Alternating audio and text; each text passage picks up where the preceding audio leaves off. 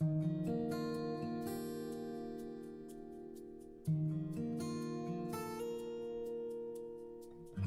the faint light of the attic, an old man, tall and stooped, bent his great frame and made his way to a stack of boxes that sat near one of the little half windows.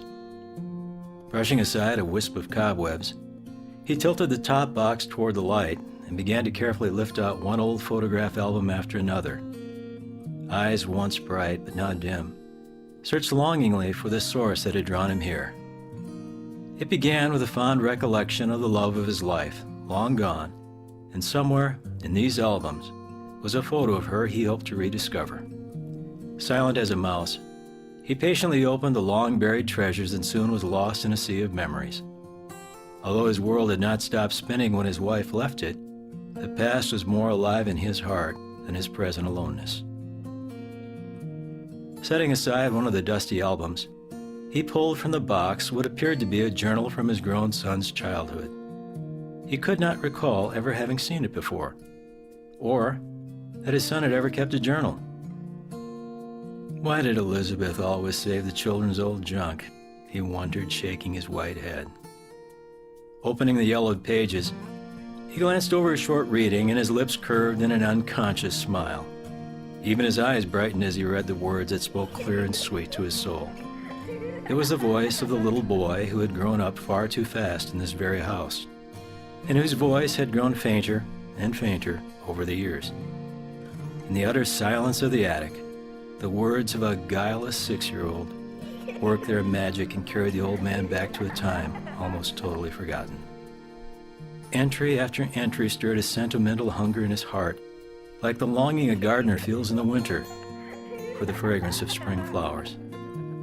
But it was accompanied by the painful memory that his son's simple recollections of those days were very different from his own. But how different? Reminded that he had kept a daily journal of his own business activities over the years, he closed his son's journal and turned to leave, having forgotten the cherished photo that originally triggered his search.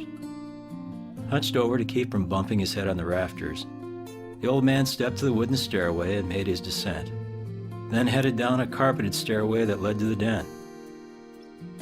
Opening a glass cabinet door, he reached in and pulled out an old business journal. Turning, he sat down at his desk and placed the two journals beside each other. His was leather-bound and engraved neatly with his name in gold, while his son's was tattered and the name Jimmy had been nearly scuffed from its surface. He ran a long, skinny finger over the letters, as though he could restore what had been worn away with time and use.